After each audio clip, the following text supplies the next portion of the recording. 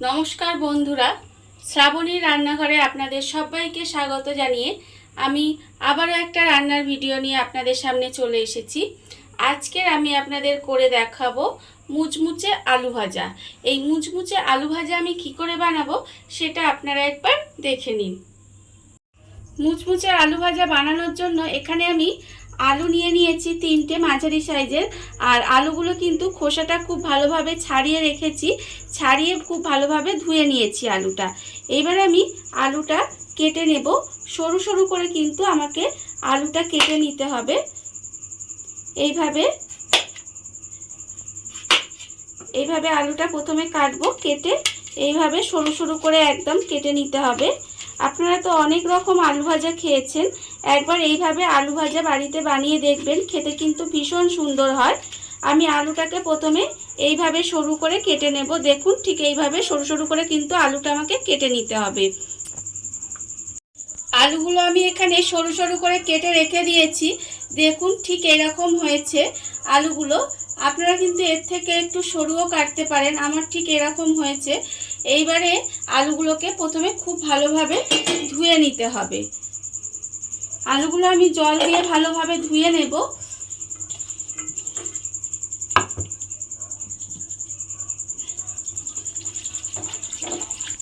আলুগুলো আমি এখানে ভালোভাবে ধুয়ে রেখে দিয়েছি। এইবার আমি এর মধ্যে দিয়ে দেব নুন। এখানে আমি আন্দাজ মতো নুন দিয়ে দেব। আর আমি এর মধ্যে দিয়ে দেব হলুদ গুঁড়ো। হলুদ গুঁড়ো আমি এখানে অল্প সামান্য একটু 1/4 চামচ মতো হলুদ গুঁড়ো দিলাম। আর আমি দেব এর মধ্যে লঙ্কার গুঁড়ো। লঙ্কার গুঁড়ো এখানে আমি 1/4 চামচ মতো লঙ্কার গুঁড়ো দিলাম। আপনারা কতটা ঝাল খাবেন সেটা বুঝে লঙ্কার গুঁড়োটা দেবেন। এইবার আমি এর মধ্যে দিয়ে দেব বেসন। বেসন আমি এখানে খুব বেশি দেব না, এখানে আমি 2 চামচ মতো বেসন দিয়ে দিলাম। আর আমি দেব চালের গুঁড়ি। চালের গুঁড়িও কিন্তু এখানে আমি 2 চামচ মতোই চালের গুঁড়ি দেব। দিয়ে এবারে হাত দিয়ে আমি খুব ভালোভাবে সমস্ত কিছু মাখিয়ে নেব। এর মধ্যে কিন্তু আমি কোনো রকম জল ব্যবহার করব না। এইভাবে কিন্তু আমি শুকনো শুকনোই আলুর মধ্যে মাখিয়ে নেব সমস্ত কিছু। আলুটাকে আমি এইভাবে মেখে রেখে দিয়েছি। এর মধ্যে কিন্তু আমি কোনো রকম জল দিইনি, ঠিক এইরকম মাখাটা হয়েছে। আর অন্যদিকে কিন্তু গ্যাসটা অন করে আমি কড়া বসিয়ে দিয়েছি। এইবারে আমি এর মধ্যে দেব সর্ষের তেল।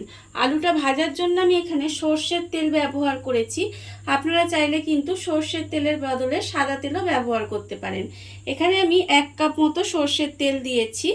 দিয়ে এবারে তেলটাকে গরম হতে দিতে হবে। তেলটা আমার এখানে গরম হয়ে গেছে। এবারে আমি অল্প অল্প করে আলু তেলের মধ্যে দিয়ে দেব। আর এই সময় কিন্তু গ্যাসটা লোতে রাখলে হবে না। আপনারা যদি লোতে রেখে দেন তাহলে কিন্তু আলুটা নরম হয়ে ভাজা হয়ে যাবে, আর মুচমুচে যে ব্যাপারটা সেটা কিন্তু হবে না। সেই জন্য গ্যাসটা এই সময় একদম জোরে রেখে দিতে হবে। হাই টু মিডিয়ামে রেখে আলুগুলো একটু লাল করে উল্টে পাল্টে ভেজে নিতে হবে। আলুটা আমার এখানে উল্টে পাল্টে লাল করে ভেজে নিয়েছি। এবারে তেল থেকে আমি এইভাবে তেলটা খুব ভালোভাবে ছেঁকে নেব। ছেঁকে আমি আলাদা করে এখানে রেখে দেব।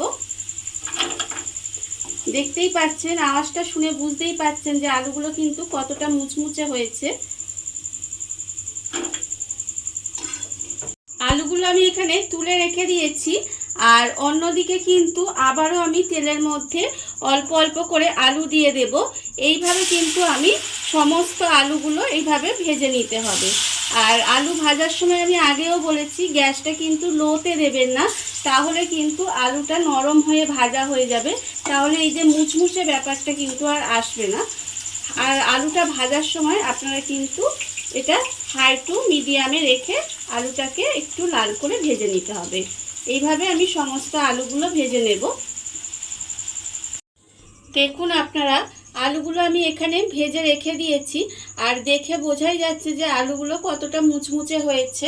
আমি কিন্তু আগেই বলেছিলাম যে আপনারা যখন এই আলুটা মশলা দিয়ে রেডি করবেন তখন কিন্তু এর মধ্যে কোনো রকম জল ব্যবহার করবেন না।